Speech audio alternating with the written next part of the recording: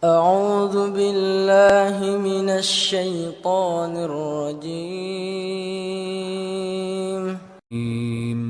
Baik. Berkaitan dengan Idul Fitri, ada beberapa adab dan hukum yang perlu kita, insya Allah semua udah pada tahu, tapi kita merefresh ingatan kita. Karena Idul Fitri ini setahun sekali. Biasanya hukum-hukum dan adab itu kita lupa. Yang pertama adalah diharamkannya puasa pada Idul Fitr. Dalam hadis yang diriwayatkan Imam Bukhari dari Umar bin Khattab radhiyallahu taala anhu, bahwa Umar khutbah Idul Fitri setelah sholat. Ada perbedaan khutbah Idul Fitri sama khutbah Jumat. Khutbah Idul Fitr dilaksanakan setelah sholat. Khutbah Jumat sebelum sholat. Khutbah Jumat wajib hukumnya menyimak. Bahkan kalau berbicara ketika mendengarkan khutbah Jumat, batallah pahala dia pada waktu itu. Tapi kalau khutbah Idul Fitri sunnah. Sehingga orang habis sholat bisa langsung pulang. Maka Umar bin Khattab radhiyallahu taala anhu, dia berceramah setelah sholat kemudian mengatakan, ya ayyuhan nas, wahai umat manusia, inna Rasulullah sallallahu alaihi wasallam qad nahakum an siyami hadainil idain. Sesungguhnya Nabi sallallahu alaihi wasallam, Rasulullah itu telah melarang kalian untuk berpuasa di dua hari raya ini.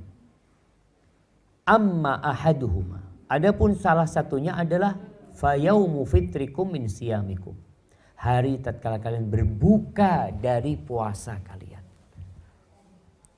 Wa ammal akhar, adapun hari lainnya adalah fayaumu ta'kuluna nusukakum, hari kalian memakan hewan kurban kalian.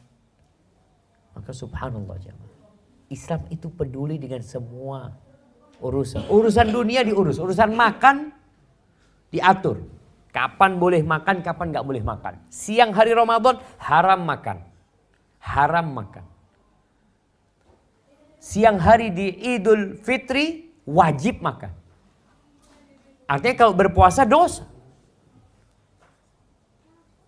Dan ini juga yang menunjukkan kalau kita ini hamba, budaknya Allah, tidak boleh bertindak kecuali sesuai dengan aturan. Disuruh makan kita makan, gak boleh makan kita gak makan. Kalau ditanya kenapa kamu kok puasa? Saudara-saudara kita yang di Jepang, di beberapa perusahaan itu kesian gak boleh puasa. Gak boleh puasa. Sampai anak punya teman cerita, dia sudah level tinggi lah sekarang. Dia cerita dulu saat bos anak itu sayang sama anak. Ketika Ramadan anak boleh puasa. Tapi suatu hari anak dipanggil ke kantor bos. Sini. Tutup pintunya kata dia. Dikasih makan, kamu makan kata. Tuhan kamu gak kelihatan insya Allah. Kamu makan. Sampai seperti itu ya. Artinya mereka gak paham bahwasanya kita meninggalkan makan dan minum karena beriman. Mereka gak punya iman. Maka itu yang menyebabkan orang jadi merasa aneh ketika melihat satu tindakan yang buat dia mustahil gitu. Mustahil. Makanya kemarin ketika anak jumpa sama awal Ramadan itu jemaah, anak ke Jakarta terus ke Qatar. Isi kajian di rumah seorang polisi. Di situ ada atlet Ironman. Mereka yang olahraganya, lombanya itu naik sepeda 180 kilo, lari 42 kilo, berenang 4 kilometer hanya dalam 17 jam. 17 jam. Anak kalau melihat orangnya itu kurus. Masya Allah. Kuat sampean mas. Alhamdulillah. Artinya secara akal kita gak mungkin. Tapi kenapa dia lakukan itu? Kalau kita tanyakan dapat apa mas? Anak mas dapat apa melakukan itu semua? Dapat apa jamaah? Dapat senang. Dapat senang. Gak dapat apa-apa. Antum melihat teman-teman kita yang kadang-kala naik ke gunung, ya mendaki gunung, ya sampai atas gunung terus turun lagi. Mas, ada apa turun lagi? Kan sudah capek-capek sampai atas sana terus turun lagi. Dapat apa? dapat senang. Begitu pula kita tatkala berpuasa, kita itu bisa dapat senang. Kata Rasul SAW, "Lis-shaim farhatan." Orang yang puasa itu memiliki dua kesenangan. Kesenangan ketika berbuka, Idul Fitri, sebentar lagi kita berbuka. Dan kesenangan yang kedua ketika berjumpa dengan Allah Azza wa Jalla. Jadi kalau itu yang ada pada diri kita, insya Allah mengabdi kepada Allah ini mudah, gak berat. Sholat pun tidak berat. Maka itu berkaitan dengan hukum yang pertama, haram berpuasa pada waktu Idul Fitri. Disuruh sama Allah laksanakan, dilarang tinggalkan. Kita kadangkala banyak bertanya, yang akhirnya membuat kita malas beramal. Kenapa Ustaz? Kok gak boleh puasa? Ya udah, itu aturannya. Ikuti aturan, insya Allah kita selamat dan Allah ingin memberikan sebuah kegembiraan tadi buat orang-orang yang puasa. Tapi hukum yang kedua, dianjurkan untuk banyak-banyak bertakbir. Bertahmid, mensyukuri Allah Azza wa Jal pada malam Idul Fitr sampai sholat Idul Fitr. Ada yang berpendapat bahwasanya takbir itu dimulai dari fajarnya, bukan dari maghribnya. Allah berfirman di surah Al-Baqarah, Allah mengatakan walitukmilul iddata walitukabbirullaha ala ma hadakum wa la'allakum tashkurun. Allah syariatkan puasa ini sampai selesai. Lalu Allah katakan agar kalian menyempurnakan Ramadan itu sampai selesai. Jadi jangan putus di tengah. Ada orang yang puasa cuma 15 hari, cuma 20 hari. 10 harinya sudah gak puasa. Anak kadang-kadang ngelihat ya orang-orang yang sepuh, yang orang-orang dewasa bahkan sudah punya cucu. Suatu hari Anda berjumpa dengan dia mengatakan, Syafiq, alhamdulillah paman Ramadan tahun ini full, tidak bolong. Gembira. Gembira dengan taufik Allah. Dengan hidayah yang Allah berikan. Karena menyempurnakan bilangan atau hitungan Ramadan tidak mudah. Walitukabbirullah, dan agar kalian mengagungkan Allah. Dengan bertakbir, bukan hanya ucapan di lisan. Tapi sejatinya takbir itu amalan hati. Kemudian kita ucapkan dengan lisan kita, ala ma hadakum. Kalian kenapa bertakbir? Kenapa bertakbir? Karena Allah memberikan hidayah kepada kalian bisa puasa full. Kadangkala ini lagi fenomena yang ada, banyak takbir keliling, tapi yang takbiran itu tidak poso. Tidak sholat juga. Kemarin ada seorang wanita, subhanallah, yang dia telepon Ana ya. Dia mengatakan, Ustaz, Ana sudah 12 tahun nikah sama suami Ana. Ustaz. Ana gak pernah lihat suami Ana sholat. Ustaz. Dan alhamdulillah kemarin Ana ngelihat suami Ana sholat di awal Ramadan, sholat subuh. Setelah itu gak sholat lagi. Puasa Ustaz. Puasa. Tapi sholat tidak. Sedangkan kita bertakbir itu atas hidayah yang Allah berikan. Wala'allakum tashkurun, dan agar kalian mensyukuri nikmat Allah. Karena kalian bisa puasa pun karena nikmat yang Allah berikan. Maka malam takbiran itu usahakan kita mengajak keluarga kita untuk bertakbir. Tidak harus bareng-bareng. Bahkan Rasulullah SAW tidak mengajarkan takbir berjamaah. Sudah semua bertakbir suaranya bareng gak apa-apa. Karena Anda lihat tatkala takbir itu dipimpin, nanti kalau berhenti yang mimpin, ya diam semuanya. Mandek kabeh, sorry. Wis, lo ini semuanya takbir masing-masing. Banyak-banyakan takbir. Itu yang seharusnya kita lakukan. Jadi orang tua malam itu mungkin naik mobil sama anaknya. Buka, turunkan jendelanya. Takbir. Karena dianjurkan dengan suara keras. Bertakbir kita. Menunjukkan kepada orang. Masuk ke minimarket, mau beli sesuatu, takbir lisannya. Allahu Akbar, Allahu Akbar. Abdullah bin Umar sama Abu Hurairah itu, atau Abdullah bin Abbas juga. Beliau itu biasa bertakbir di pasar. Karena yang perlu diingatkan kepada Allah ini siapa? Yang di pasar itu. Ketika Abu Hurairah masuk pasar bertakbir, orang pasar ikut bertakbir. Biasanya kan mereka nunggu pelanggan ya, sibuk ngitung fulus. Dengar takbir, Allahu Akbar, ikut bertakbir. Itu dilakukan oleh para sahabat. Sehingga kalau bicara takbir keliling itu seharusnya dilakukan. Berangkat ke pasar kita masuk. Kita sebagai muslim nggak harus bawa apa? Bawa sound system apa? Enggak, masuk sudah. Allahu Akbar sambil nunggu, umpamanya kita lagi ngantri, orang bayar, kita di belakangnya takbir kita. Allahu Akbar, Allahu Akbar, Allahu Akbar. Mungkin antum akan ditoleh sama yang di depan antum. Ini duduk masjid mas. Berarti kan sudah ada yang salah ketika berpikir takbir itu khusus di masjid. Tidak. Maka malam itu kita takbir. Berangkat ke tempat sholat. Kita ini benar-benar sibuk kadang-kala jamaah. Ya, anak merasakan sendiri di rumah ya. Istri habis subuh nyiapkan anaknya. Kita tetap di rumah nyiapkan anak kita untuk berangkat ke masjid, berangkat ke musola dengan bertakbir. Sehingga anak-anak kita pun ikut dengan takbir orang tua. Baik. Sifat takbir bagaimana? Bebas. Allahu Akbar 2 kali atau Allahu Akbar, Allahu Akbar, Allahu Akbar. La ilaha illallah wallahu akbar, Allahu akbar, walillahil hamd. Baca itu takbir ya. Kemudian yang ketiga, dianjurkan untuk bersih-bersih. Mandi. Sebagaimana kita Jumatan lah. Kita dianjurkan untuk mandi. Kemudian ya pakai baju yang paling bagus. Bukan baru. Bukan baju baru. Tapi baju yang paling bagus yang kita miliki.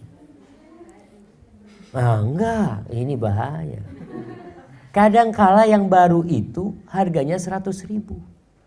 Yang lama yang kita punya kita beli dengan harga 1 juta. Rasul sallallahu alaihi wasallam itu pernah Umar bin Khattab bawa baju dari pasar. Umar tuh lihat ada baju bagus. Dia bawa. Baju itu dari sutra. Kata Umar bin Khattab, "Ya Rasul, ibta'ad." Ya Rasul, engkau beli ini. Untuk engkau pakai di hari-hari besar, hari Jumat ya, untuk pakai. Dan ketika menjumpain delegasi-delegasi tamu-tamu negara yang datang. Cuma Rasulullah SAW marah sama Umar karena baju itu dari sutra, nggak boleh dipakai oleh mukmin. Kemudian di sini Aisyah radhiyallahu taala anha berkata, Rasulullah SAW mengatakan, "Ma ala ahadikum ayyakuna lahu thawban." Bisa nggak kalian itu punya baju nggak cuma 2 gitu loh. Siwa thawbai mihnatihi li jum'atihi. Kadang-kadang orang pakai baju kerja itu untuk Jumatan. Kan seharusnya Jumat itu pakai baju yang bagus juga jemaah. Tapi banyak orang Jumatan itu pakai baju kerja mereka. Mereka pakai baju kerja mereka. Ini hadis riwayat Abu Dawud dan ya sunnah lah kita pakai baju yang bagus, bukan yang baru. Bukan yang baru. Apa warnanya bebas, cuma Rasul sallallahu alaihi wasallam itu suka warna putih. Sehingga kalau kita lihat dulu baju koko itu, baju takwa itu rata-rata warnanya putih, hampir semuanya putih. Tapi selain itu nggak apa-apa, yang penting baju itu bagus, bukan untuk menyombongkan diri, tapi untuk ikut bergembira dengan saudara-saudara kita. Baik, adab yang keempat, disunnahkan untuk makan sebelum sholat. Ini perbedaan Idul Adha sama Idul Fitri. Kalau Idul Adha dianjurkan untuk tidak makan kecuali setelah menyembelih hewan kurban. Jadi Rasulullah SAW itu kalau Idul Adha beliau nggak makan. Pulang dari sholat Id beliau sembelih kurbannya, dimasak, dimakan. Seperti itu. Tapi kadangkala kita masih jauh dari sunnah itu. Padahal bisa dilakukan. Kita punya kurban, kita potong dan gak lama lah. Yang lama itu kalau masak. Kalau bakar sate, ibu-ibu nih yang bakar sate. Butuh berapa menit masak daging kambing itu? Berapa? 5 menit? Gak sampai. Antum kalau lihat orang bakar sate. Gak sampai 5 menit sudah matang. Itu pun bisa kita lakukan. Tapi kalau Idul Fitri sebelum berangkat ke masjid sudah makan. Dianjurkan makan kurma. Subhanallah ya. Rasul sallallahu alaihi wasallam kata Anas bin Malik, kana Nabi sallallahu alaihi wasallam la yaghdu yaumal fitri hatta ya'kul tamarat. Nabi SAW tidak berangkat ke sholat Id itu sampai beliau makan beberapa butir kurma. Hadis riwayat Bukhari. Dan dalam riwayat lain disebut Nabi memakannya ganjil. Ganjil. Kita makan kurma satu sudah nggak mau lagi biasanya. Dan Anda melihat memangnya di Indonesia mungkin belum populer kurma ini. Walaupun buka bersama ada kurma 3, biasanya orang makan kurmanya cuma 1. Kemudian gorengan yang selanjutnya dia makan. Rasul SAW makan kurma. Jadi usahakan kita makan kurma di rumah. Dan masih ada sisa kurma Ramadan. Anak-anak yang dikasih, yuk sebelum berangkat ke masjid makan. Ana melihat pemandangan yang indah jemaah di Masjid Nabawi. Di Masjid Nabawi di Mekah dan Madinah itu sholat Idul Fitri mungkin di Madinah itu hanya di 3 masjid. Bayangkan. Sholat Idul Fitri hanya 3 masjid. Masjid yang sama ini ngadakan Jumatan gak ada sholat. Karena ini memang hari kebersamaan. Sehingga masjid-masjid tutup. Semuanya jadi satu. Sedangkan di Indonesia sholat itu musola ngadakan sholat Id. Bukan masjid, musola ngadakan sholat Id. Di mana kebersamaan itu? 1 RW 2 sholat Id. Kalau Jumatan 1, sholat Id 2. Karena kalau Jumatan harus di masjid kata dia. Kalau sholat Id kan bebas. Allahu Akbar jemaah. Jadi Rasulullah SAW beliau sholat Id di masjid di mana? Di lapangan biasanya Nabi SAW. Kembali kepada yang Ana lihat di Masjid Nabawi ya. Kadang-kadang sambil nunggu sholat itu kan takbir. Ada anak kecil yang Ana lihat dia bawa wadahnya kurma. Keliling dia jemaah. Sama tisu. Kan mungkin ada orang-orang yang belum makan tadi di rumahnya. Supaya mengamalkan sunnah yaitu makan sebelum sholat, itu anak berbagi. Mungkin itu bisa kita persiapkan. Jadi kita mau berangkat sholat, kita sudah ya kalau punya kurma-kurma, kalau nggak punya nastar ya nastarnya dibawa. Iya nggak harus nunggu mereka dibawa ke rumah kita. Katanya nastarnya itu dimakan sebelum sholat, bukan setelah sholat. Habis sholat mau makan yang lainnya silahkan. Tapi sebelum sholat kita sudah mengamalkan sunnah Nabi Muhammad SAW. Kemudian yang kelima, dianjurkan untuk menuju masjid dengan berjalan kaki. Jadi sunnahnya ke masjid jalan kaki. Kalau masjidnya bisa dijangkau dengan jalan kaki. Ya kalau 1 RW insya Allah masih bisa jalan kaki. Walaupun banyak orang akhirnya bawa motor ya, ada yang bawa mobil, usahakan jalan kaki. Ali bin Abi Thalib radhiyallahu taala anhu mengatakan, "Minas sunnah an takhruja ilal Id masyian."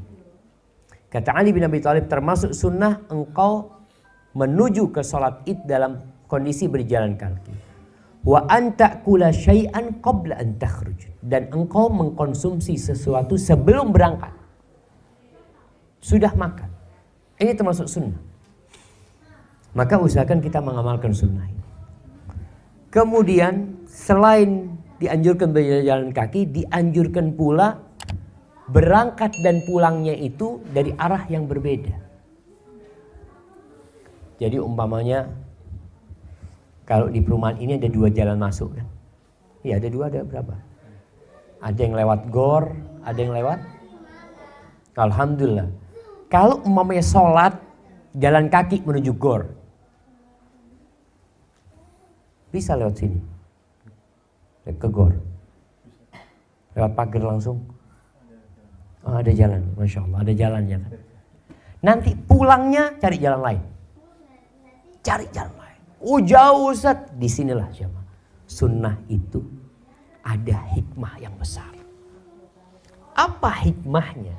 Kenapa kita disuruh lewat jalan yang berbeda?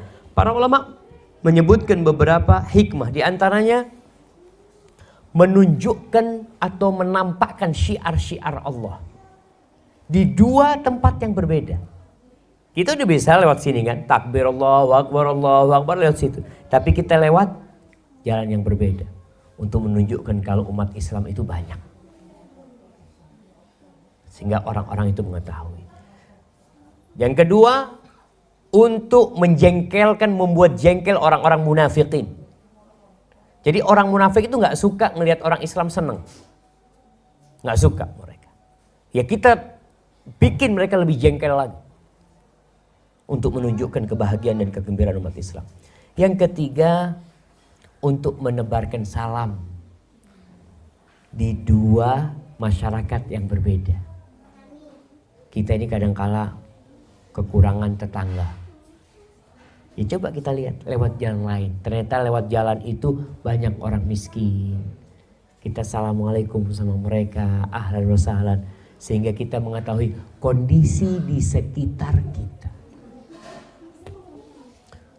Kemudian ulama mengatakan optimis dengan perubahan. Artinya kita tadi lewat sini, kita lewat jalan lain, kita optimis kalau kita akan menjadi lebih baik, akan mendapatkan keridhaan Allah Azza wa Jal. Dan kemudian juga untuk menambah saudara. Ya, ketika lewat ada saudara kita, assalamualaikum, datengin, ucapkan taqabbalallahu minna wa minkum ya. Mungkin dia nggak pernah jumpa antum kecuali Idul Fitri, karena antum lewat jalan itu setahun sekali. Nggak apa-apa kita lakukan untuk mengamalkan sunnah. Tapi berkaitan dengan sholat Id, apa hukum sholat Idul Fitri ini? Ada 3 pendapat ulama. Yang pertama ada yang mengatakan fardu kifayah. Artinya kalau sudah ada yang sholat, yang lainnya nggak wajib. Ada yang mengatakan sunnah muakkadah. Ini mazhab Syafi'iyah, mengatakan sunnah muakkadah. Ada yang mengatakan fardu ain. Karena Rasul sallallahu alaihi wasallam menyuruh perempuan-perempuan untuk ikut. Bayangkan, perempuan ini dianjurkan untuk tinggal di rumah. Allah mengatakan waqarna fi buyutikunna. Kalian menetaplah di rumah kalian. Tapi ketika Idul Fitr atau Idul Adha, ini cerita Ummu Atiyah radhiyallahu taala anha, qalat amarana Rasulullah sallallahu alaihi wasallam, Nabi atau Rasulullah sallallahu alaihi wasallam memerintahkan kepada kami an nukhrijahunna fil fitri wal adha, agar kami mengeluarkan perempuan-perempuan itu pada Idul Fitri dan Idul Adha. Al-awatik, perempuan-perempuan yang sudah tua pun diajak untuk Idul Fitri. Wadzawatil khudur, dan gadis-gadis pingitan juga dianjurkan keluar. Fa'ammal huyyat, bagaimana perempuan yang datang bulan? Apakah hadir? Juga hadir. Fayatazilna as-shalah, dia jauh dari tempat sholat. Artinya tidak bergabung dengan orang yang sedang sholat di bagian belakang yang datang bulan, tapi hadir. Maka di sini dianjurkan sholat Id itu di lapangan agar perempuan bisa ikut yang datang bulan. Kalau masjid, ya kita tahu hukumnya wanita haid masuk dalam masjid. Kemudian wa yashhadnal khair wa da'watul muslim. Apa tujuannya? Agar mereka menyaksikan kebaikan yang banyak dan dakwah menuju kebaikan, di mana dia juga mendengarkan ceramah, mendengarkan pesan-pesan yang disampaikan di sana. Dan para ulama menyebutkan diperbolehkan perempuan ini keluar asalkan aman dari fitnah. Karena fitnah wanita ini dahsyat sekali. Maka ketika perempuan keluar ikut sholat Id, jangan berhias seperti hiasnya orang jahiliyah. Perempuan Nggak boleh pakai parfum yang semerbak yang bisa dicium oleh orang laki-laki lain. Tapi kalau untuk keluarganya, untuk suaminya, silahkan dia berhias. Yang terakhir jamaah, berkaitan dengan ucapan selamat ya. Kita dianjurkan di Idul Fitr ini untuk mengucapkan selamat. Apa ucapan selamat yang biasa kita ucapkan? Minal aidin wal faizin, mohon maaf lahir dan batin. Ana ingin meluruskan, minal aidin wal faizin itu artinya bukan mohon maaf lahir dan batin. Minal aidin artinya semoga termasuk orang-orang yang kembali, yang merasakan hari raya ini. Wal faizin, faizin itu dari asal kata fauzan, yang artinya kesuksesan dan keberhasilan. Semoga termasuk orang-orang yang sukses. Nggak ada hubungannya sama mohon maaf. Makanya di Indonesia anda lihat kadang-kala minal aidin wal faizin nyon sapora. Wah, arti beda. Minta maaf silahkan kita minta maaf kalau punya salah. Tapi ucapan selamat itu adalah mendoakan orang ini karena selesai puasa selama 30 hari. Taqabbalallahu minna wa minkum. Semoga Allah menerima dari kami dan dari kalian. Seperti itu arti doa yang kita inginkan. Dan mohon maaf ini tidak harus nunggu Idul Fitri. Dan tidak boleh nunggu Idul Fitri. Kalau punya salah bulan Ramadan, ya minta maaf sekarang. Siapa yang menjamin antum hidup sampai Idul Fitri? Nggak ada yang menjamin. Dan sudah menjadi kebudayaan di Indonesia kalau punya salah, aku nanti mau minta maaf kalau lebaran. Udah tahu punya salah, minta maafnya kapan? Nunggu lebaran. Maka tolong diperhatikan, silakan kalau memang mau minta maaf, tapi jangan nunggu lebaran. Kapan kita punya salah, ketika itu kita minta maaf. Hadza wallahu a'lam bishawab. Dan silaturahim dijaga ketika Idul Fitri, bersenang-senang di Idul Fitri ini diperbolehkan, tapi dengan batasan-batasan yang sudah ditentukan. Barakallahu fikum.